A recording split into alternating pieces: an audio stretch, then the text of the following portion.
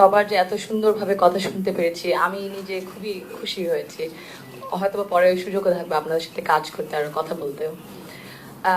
আরেকটা জিনিস আমি প্রথমেই বলতে চাচ্ছি হচ্ছে যে এত কিছু যে আমরা বলেছি, আমরা যদি সুযোগ না পাই, এরকম পলিটিক্যাল অ্যাক্সেস যদি না পাই, এই ফাইন্যান্সিয়াল অ্যাক্সেস যদি না পাই, এই সি সুইট অ্যাক্সেস যদি না পাই, তখন কিন্তু মানে এই যে পলিসিস ইমপ্লিমেন্টেশন, যে আচ্ছা ঠিক আছে আমাদের আমাদের দৃষ্টিভঙ্গি কি, আমরা যে পার্সপেক্টিভ দিয়ে কাজ করব, ওইগুলো কিন্তু হয় না। আপনি যে বললেন সুন্দরভাবে যে আচ্ছা ঠিক আছে তাহলে রোড ম্যাপটা কি, এগুলো কিভাবে হবে, যদি নারীরা না থাকে পলিসি বানানোর সময়, তাহলে কিন্তু পুরোপুরি আমরা জানতে পারবো না। এই জন্য পলিটিক্যাল পার্টিসিপেশন খুবই জরুরি, আই ডেফিনেটলি এগ্রি। কিন্তু পলিটিক্যাল পার্টিসিপেশনের অনেক কিছু দিক দিয়ে, হয়তো বা কর্মসংস্থানের দিক দিয়ে অনেক ব্যারিয়ার্স থাকে, স্ট্রাকচারাল সিস্টেম্যাটিক ব্যারিয়ার্স, ওইগুলা আমরাই শুধু হয়তো বা বুঝতে পারবো। ফর এক্সাম্পল, আপনারা যে বললে ডে কেয়ার সেন্টার, এখন ডে কেয়ার শুধু একটা খেলনাঘর হলে তো হয় না।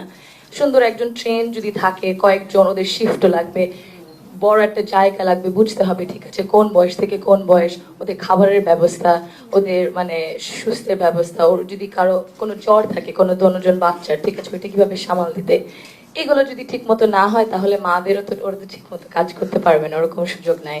তো কিছু স্ট্রাকচারাল ব্যারিয়ার্স তো আছে।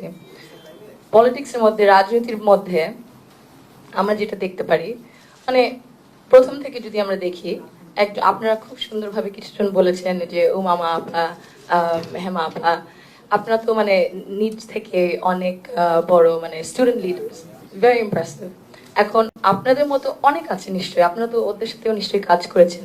এখন ওদের জন্য যদি আমরা ঠিক মতো না চিন্তা করি, ঠিক আছে স্টুডেন্ট লিডার থেকে, লোকাল গভর্নমেন্ট থেকে ওই পাইপলাইনটা যদি সৃষ্টি না করা হয়, আর ওই পাইপলাইনটা ধরে রাখা যদি না হয়, তাহলে মেরামত করা না হয়, তাহলে তো সুযোগ সুবিধা থাকবে না।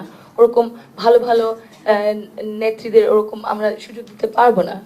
তো ওইটা প্রথমে করতে লাগবে, পাইপলাইনটা সৃষ্টি করতে রাখবে আর ধরে রাখতে রাখবে। দ্বিতীয় পয়েন্টটা হচ্ছে যে এই মেন্টরশিপ আর ট্রেনিং, আপনারা অনেকজন আছেন, অনেক প্রফেশনে খুব বিশিষ্ট, এবং অনেক তরুণরাও আছে, আমরা আপনাদের কাছ থেকে শিখবো অবশ্যই।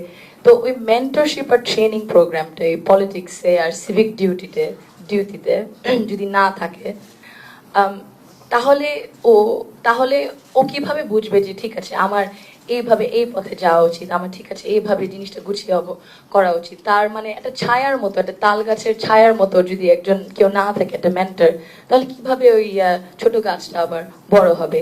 আমরা দেখি পুরুষদের জন্য অনেক এরকম সুযোগ সুবিধা থাকে, কিন্তু নারীদেরকে ওইভাবে দেওয়া হয় না। দেয়ার আর সাম কালচারাল অ্যাটিটিউডস আছে, ঠিক আছে হয়তো বা মানে এত দূর যাওয়া যাবে না, মানে ইয়াং মেয়ে হয়তো বা কি না কি হয় সব ছেলেদের সাথে, ওইগুলাও আমাদের বার করতে লাগবে। কিন্তু নারীদেরকে ওই কানেকশনটা করতে হবে যে আচ্ছা ঠিক আছে মেন্টরশিপ আর ট্রেনিং পলিটিক্সের মধ্যে, পলিটিক্যাল পার্টিজদের এই দায়িত্বটা নিতে হবে, সব পলিটিক্যাল পার্টিজের আমার মনে হয় এই দায়িত্বটা আরেকটু নিতে হবে মেন্টরশিপ আর ট্রেনিং এর ব্যাপারে।